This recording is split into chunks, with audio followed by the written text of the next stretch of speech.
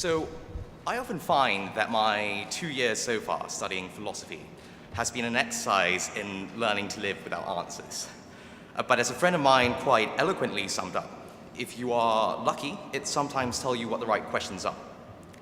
Now, I wouldn't presume, as a second-year undergraduate student, to be able to give you any answers you don't already know, but I shall try to ask some interesting questions that you will hopefully find illuminating in some way. So one question we can ask in unpacking this motion is, who really decides how to govern? And I think Charlotte gave a compelling case for saying it's not the people. And the rest of my team will continue to advance that idea. And a valid question to ask in response, as Michael has done, is to say, perhaps is democracy the best that we have? Are there better alternatives?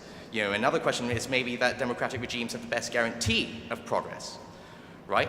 But I think before we delve into that, into my rebuttals, I just want to say very quickly that essentially what Michael's case came down to was he was trying to tell us that democracy is damaged but still alive.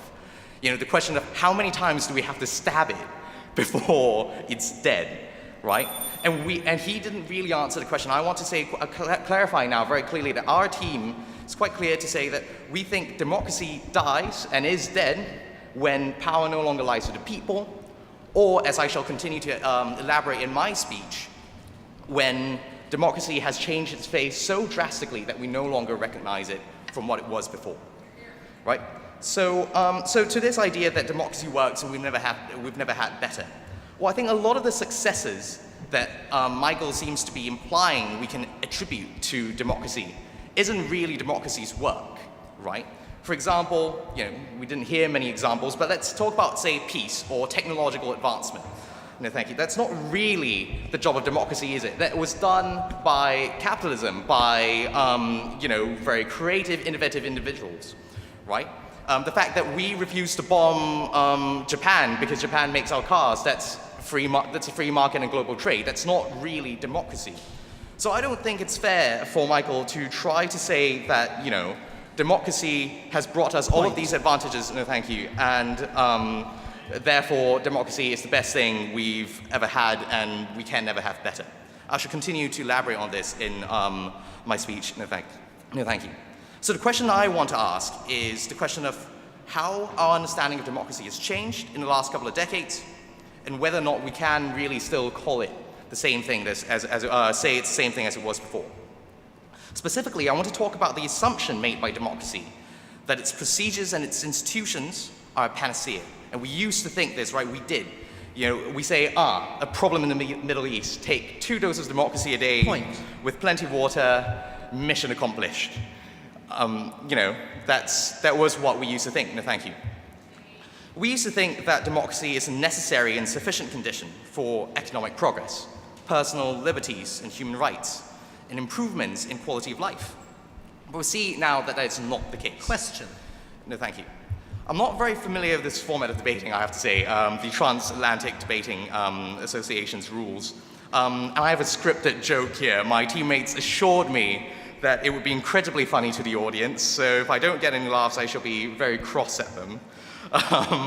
So continuing on from Charlotte's wonderful analogy of being a mother, I'm the rebellious teenager who ran away from mother democracy, but turned out just fine anyway. And how has that happened? Well, it's turned out that it's not the case that democracy is sufficient and indeed necessary for economic progress, right? Very often we see democracies undermined by corruption, incompetent governance, and have a civil service that's so sclerotic, so choked up by corruption, no one can do anything about it. We say it's not the case for democracy. It's not the case that we need democracy for improved quality of life, right? Because even with good governance, things are slow to change in democratic institutions. They're lethargic. In a bad government, your life can be tyrannized by democratic decisions, right? Look at the gun laws in the US. Look at the extrajudicial killings happening now in the Philippines. Duterte was democratically elected and is incredibly popular. And we say it's not the case for personal liberties because personal liberties encompass a list of actions far greater than just the act of voting. I don't want to play into the cliche too much of using Singapore as a way of justifying undemocratic regimes, shall we say.